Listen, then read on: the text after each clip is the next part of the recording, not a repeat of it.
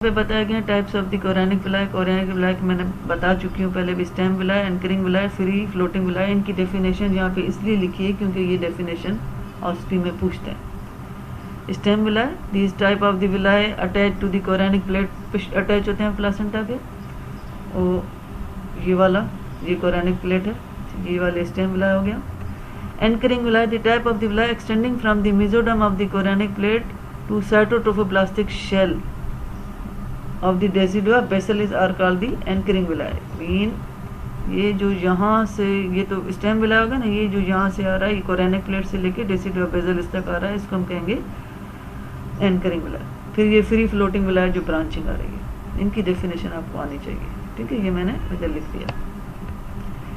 फिर सर्कुलेशन, इसमें जो ब्लड की होती है प्लासेंटा में, इसके स्टेप्स आने चाहिए। मैंने आपको बताया कि मैटरनल एंडोमेट्रियम में जो ब्लड वेसल्स हैं उनका नाम क्या है, स्पाइरल आर्टरीज। कितनी है, 80 to 100।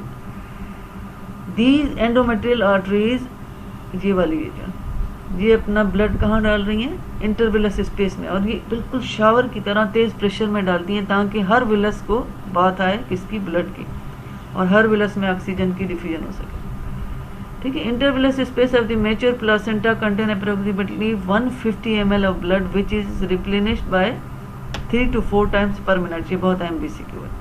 टोटल एक इंटरविलस स्पेस में कितना ब्लड है और वो कितने टाइम में, 3 to 4 मिनट्स के बाद एक्सचेंज होता है। This blood moves back to the decidua through the endometrial veins.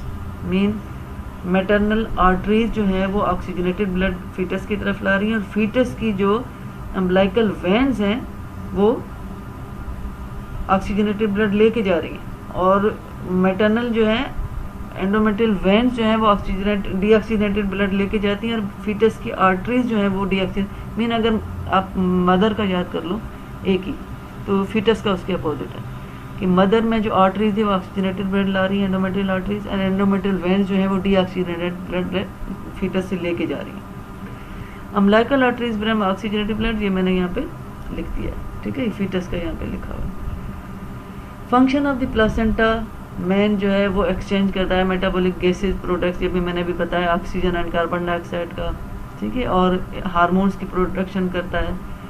Exchange of the gases जैसे oxygen, carbon dioxide, carbon monoxide bye simple diffusion, this is the BCQ। और क्या है देखो, 20 to 30 ml of the oxygen पर minute, ठीक है। Maternal circulation mean अगर placenta की सेपरेशन हुई तो 1 मिनट में जब इतनी मर्तबा कर रहा है तो फीटस को उसकी, अगर प्लासेंटल इंसफिशिएंसी हुई शॉर्ट टर्म के लिए भी तो फीटस को ऑक्सीजन नहीं मिलती। Exchange of the nutrients and electrolytes, exchange of nutrients and electrolyte, nutrients and electrolytes for example amino acid, free fatty acids, carbohydrates, vitamins.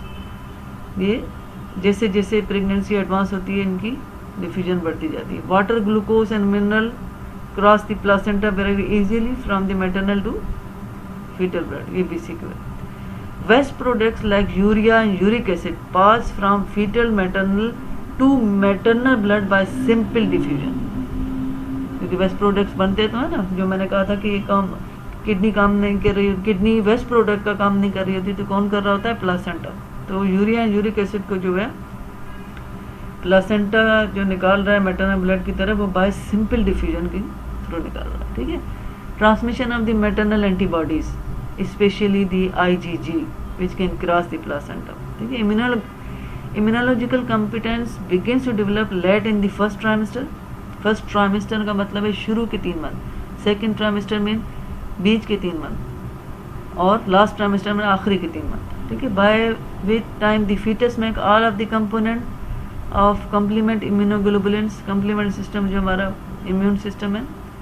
Immunoglobulin consist almost entirely of the maternal immunoglobulins IgG which begins to be transported from mother to fetus approximately 14 weeks, ये BCQ है, उससे पहले नहीं हो रही थी, ठीक है। तो इस तरीके से फीटस में जब मदर की एंटीबॉडीज जाएंगी तो उसमें कौन सी इम्यूनिटी पैदा हो जाती है बेबी में, पैसिव इम्यूनिटी, ये भी BCQ है, ठीक है। तो कौन सी डिजीज के खिलाफ ये एंटीबॉडीज काम आती हैं, डिप्थेरिया, मेजल्स, स्मॉल पॉक्स, ठीक है। Newborn begins to produce their own maternal immunoglobulin G but adult levels are not attend until the age of the 3 years। Newborn भी थोड़ी थोड़ी बना रहा होता है, लेकिन जब तक वो 3 साल का नहीं हो जाता बेबी अपनी इम्यूनोग्लोबुलिन नहीं बनाता। इसलिए कहते हैं कि मदर फीड करनी चाहिए, उससे इम्यूनोग्लोबुलिन जाती हैं, ठीक, उससे भी जाती हैं। By the end of the 4th month the placenta produces. अब हार्मोन्स कौन कौन से बना?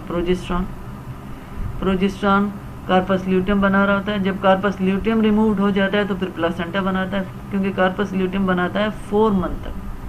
उसके बाद प्लासेंटा जब मैच्योर हो जाता है तो वो प्रोजेस्टेरॉन खुद बनाता है। फिर ईस्ट्रोजन, प्रीडोमिनेटली थी एस्ट्रियोल और एस्ट्राडियोल, ठीक है, until just before the end of the pregnancy में मैक्सिमम लेवल तक होता है। और इसका काम क्या है एस्ट्रोजन का कि uterine it stimulate the uterine growth and development of the mammary gland, lactation के लिए प्रिपेयर कर रहा है, ठीक है। During the first 2 month of the pregnancy since cytotrophoblast जो सेल थे, मैंने आपको पढ़ाया था, दे सिक्रीट द HCG जो हम टेस्ट मालूम करते हैं प्रेगनेंसी के इंडिकेशन के लिए, and the somatomammotropin which is also called formerly called the placental lactogen. अब ये जो हार्मोन है ये ग्लूकोज लेवल बढ़ाता है। It is a growth hormone like substance that gives the foetus priority on maternal blood glucose. इसलिए mother थोड़ी सी डायबिटोजेनिक हो सकती है। और इस हार्मोन का अपना काम है, it promotes the breast development for the milk production, ठीक है। फिर उसके बाद human chorionic corticotrophin, human chorionic thyrotropin hormone भी प्लासेंटा बनाता है, एंड प्रोस्टाग्लैंडिन भी बना रहा होता है। इनके नाम आने चाहिए, थोड़े थोड़े से फंक्शन आने चाहिए, ठीक है। अब प्लासेंटा की नॉर्मल तो हमने पढ़ लिया कि भाई एंटीरियर पोस्टीरियर फंडस वार्ड में इसकी होती है इम्प्लांटेशन। लेकिन यहाँ पे आप देखो ये प्लासेंटा की एबनॉर्मल टाइप्स हैं। प्लासेंटा प्रीविया मैंने बताया जो lower part of the uterine segment में, फिर प्लासेंटा एक्रीटा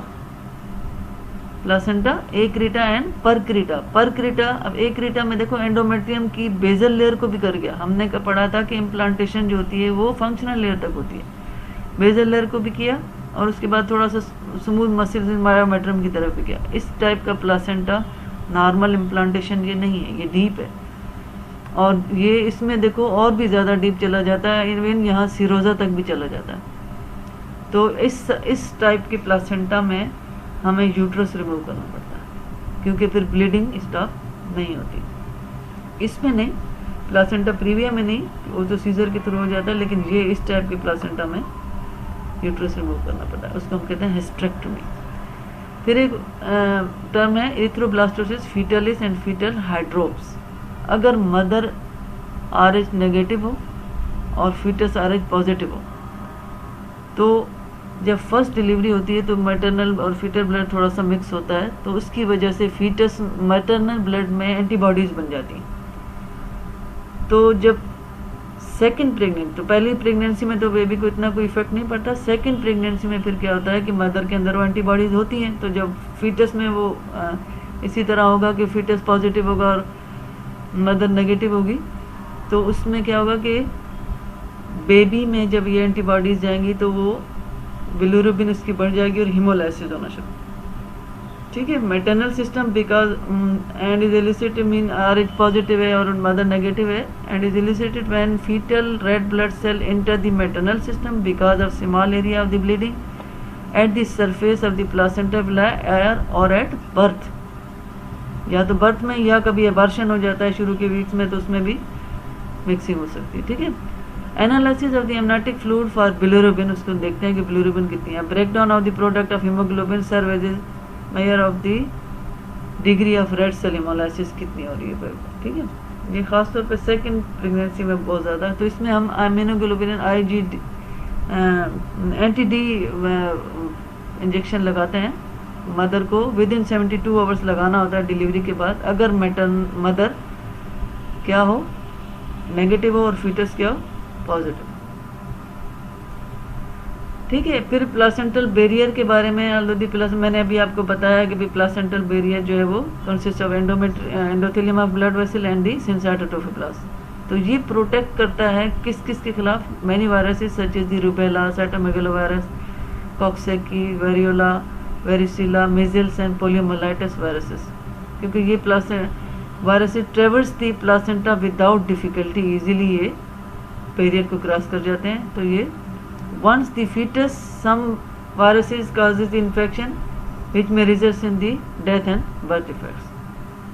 ठीक है, तो ये कुदरत ने प्लासेंटल बैरियर को एक प्रोटेक्शन के तौर पे भी बनाया है, लेकिन ये अगर ये वाले ऑर्गेनिज्म हैं तो ये इजीली क्रॉस कर जाते हैं, तो फिर उसकी वजह से डेथ हो जाती है और या फिर कोई बर्थ इफेक्ट्स आ जाता है। Unfortunately most drug metabolites traverse the placenta without difficulty and many causes serious damage to the embryo. For example maternal use of heroin and cocaine can cause the habituation in the foetus. Mean हो सकता है फिर बच्चे में भी इस तरह की हैबिचुएशन हो। Placental changes at the end of the pregnancy, जब प्रेगनेंसी कंप्लीट हो जाती है, मीन फुल टर्म हो जाती है, तो अब प्लासेंटा को क्योंकि एक्सपेल होना है, बाहर होना है, तो उसमें कुछ चेंजेस ऐसी आती हैं ताकि वो जब बाहर निकले तो उसमें वो टिश्यू तकरीबन डेड हो फिर ऐसा। ठीक है, तकरीबन completely. Increase in fibrous tissue in the villus core, fibrous tissue villus core में बढ़ जाता है। Thickening of the basement membrane in fetal capillaries की बेसमेंट मेम्ब्रेन की थिकनिंग हो जाती है। Obliterative changes in small capillaries of villi, capillaries को ख़त्म होना है क्योंकि कनेक्शन ख़त्म होगा तभी जो है ब्लड स्टॉप होगा मदर का। Fibrinoid deposition on the surface of the villi, fibrinoid material है जो कि सरफेस ऑफ विलाई में इन्फेक्शन के कारण ताकि मैटरनल ब्लड जो है वो स्टॉप हो सके। और इन्फेक्शन ऑफ द इंटरविलस लेग और of entire cotyledon giving whitish appearance. क्यों? क्योंकि fibrinoid material proteins material develop deposition हो रही है। अब यहाँ पे ब्लड की डिपोजिशन ख़त्म होती जा रही है। ठीक है, तो ये क्वेश्चंस हैं जो आपको इस लेक्चर क्लास से आने चाहिए। Thank you.